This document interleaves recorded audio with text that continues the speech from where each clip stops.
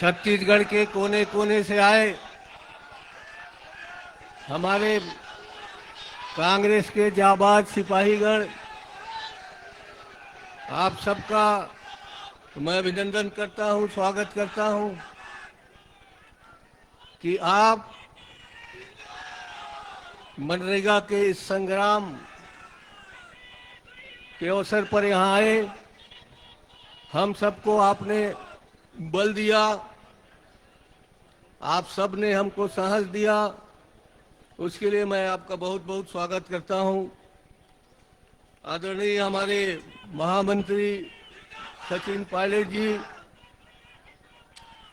आदरणीय हमारे अध्यक्ष दीपक बैद जी, आदरणीय पूर्व मुख्यमंत्री भाई भूपेश जी जो कि आज महामंत्री हैं,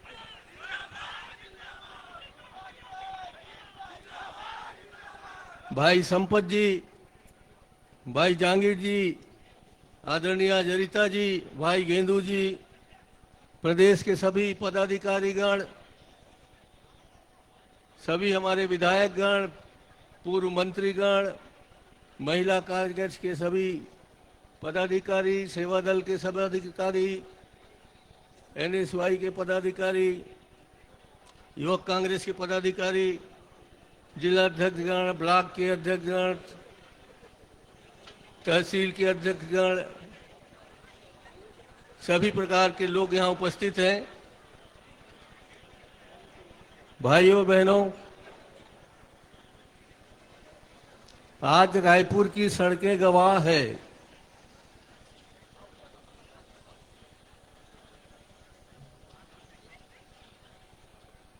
किस बात की गवाह है कि छत्तीसगढ़ियों का अब सब्र टूट गया है। अब तक बड़े सब्र के साथ हर लड़ाई में आते थे, हर लड़ाई में आपके साथ थे। आज वो सब्र टूट गया है और आज आदरणीय पायलट जी के नेतृत्व में हम सब ने यहाँ जो सभा का घेराव का कार्यक्रम रखा है, आदरणीय पायलट जी, मैं ये कहना चाहता हूँ कि आप वीर भूमि से आए हैं और कभी झुकना नहीं सीखा है राजस्थान वालों ने। आज जिस भूमि पे आप बैठे हैं या खड़े हैं या आए हैं, यहाँ के लोग भी अपने स्वाभिमान के लिए मर मिटना जानते हैं। आपके आदेश पर आपसे कंधा से कंधा मिलाते हुए हमारे रोजगार को छीनने वालों को, हमारे गरीब को उजाड़ने वालों को, इन सब को सबक सिखाने के लिए आपके साथ हम सब दिल्ली कूच करेंगे और आपके नेतृत्व में इस मनरेगा कानून को पुनर्स्थापित करेंगे। जैसे कि भाई भूपेश बघेल ने कहा कि आने वाली सरकार राहुल गांधी की होगी, आने वाली सरकार आप सबकी होगी और ये होगा आदरणीय सचिन पायलट जी के नेतृत्व में। विधानसभा के अंदर बैठी हुई सरकार ये सोच रही है कि कुछ पुलिस वाले वहां हैं, कुछ बैरिकेड्स लगाए हैं, कुछ डंडा चलाएंगे और आपको ये घेराव करने से रोक लेंगे, मगर ये संभव नहीं है।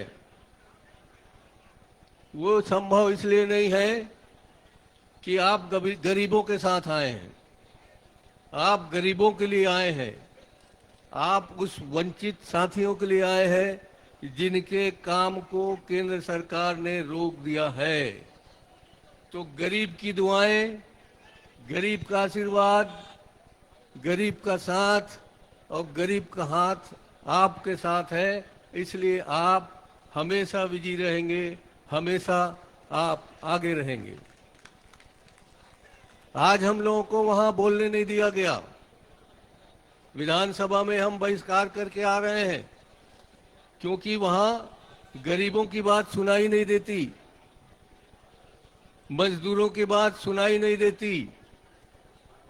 वहां आपके थाली में रोटी है, चावल है, नहीं है, उनको कोई लेना देना नहीं है। उनको सुनाई देती है तो बड़े बड़े उद्योगपतियों की बातें। उनको सुनाई देती है छत्तीसगढ़ में जो खदानें हैं, जिनको वो अडानी अडानी को दे रहे हैं, अंबानी को दे रहे हैं, और बस्तर में पता नहीं कहां कहां से रुंगटा सुंगटा ये बहुत सारे लोग ले आए हैं।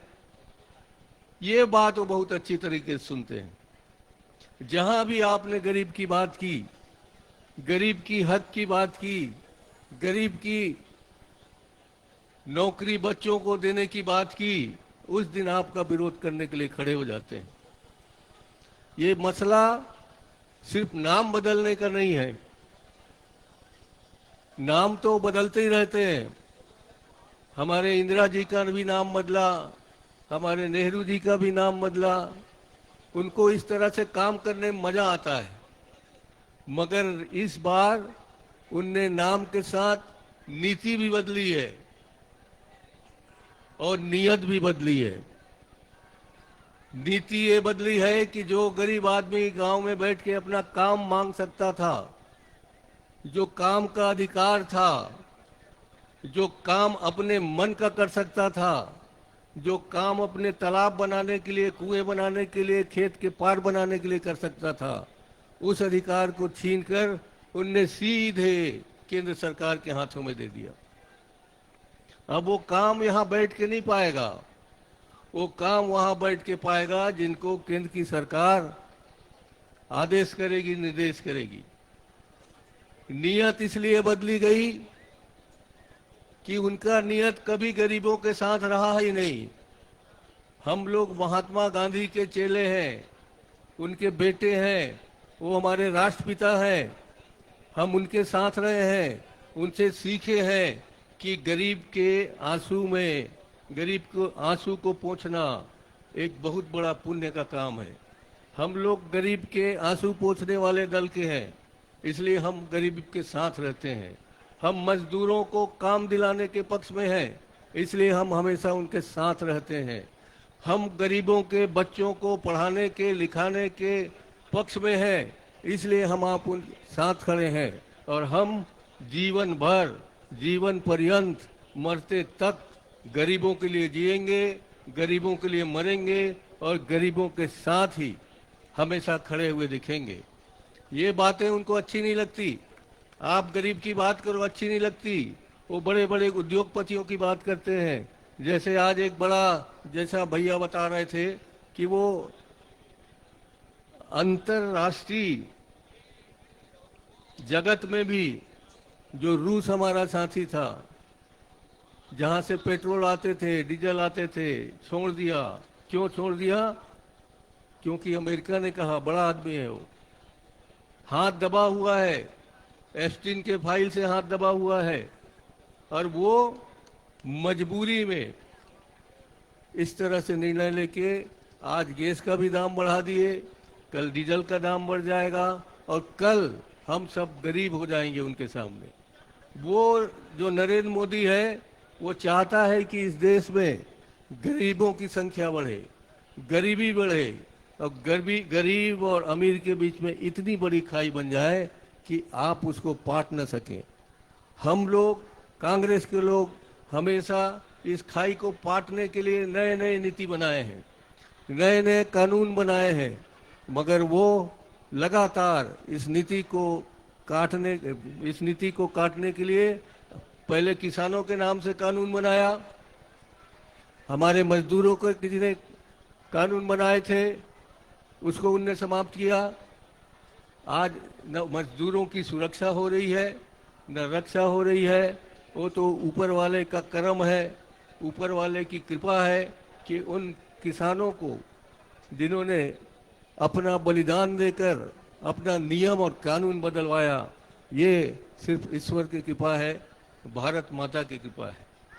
साथियों, मैं कहना चाहता हूँ, आप हम सब गरीब परिवार से आते हैं, गरीबों के बच्चे हैं, मजदूरों के बच्चे हैं।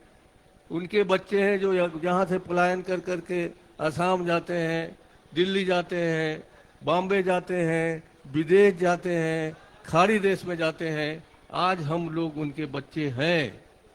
तो आज सबकी रक्षा करने के लिए, यहाँ से पलायन रोककर जो बच्चों की शिक्षा हो रही थी उसको पुनः स्थापित करने के लिए आज ये घेराव का कार्यक्रम रखा गया है। और माननीय हमारे महामंत्री जी यहाँ उपस्थित हैं नेतृत्व करने के लिए। उनके साथ ही सचिवगण उपस्थित रहे आपके इस कार्यक्रम को संबोधित करने के लिए। आप सब हम उनके साथ खड़े रहेंगे और ये पूरी की पूरी आपकी पूरी शक्ति आदरणीय पायलट जी के साथ दिल्ली तक कूच करेगी और हमेशा गरीबों के लिए लड़ती रहेगी।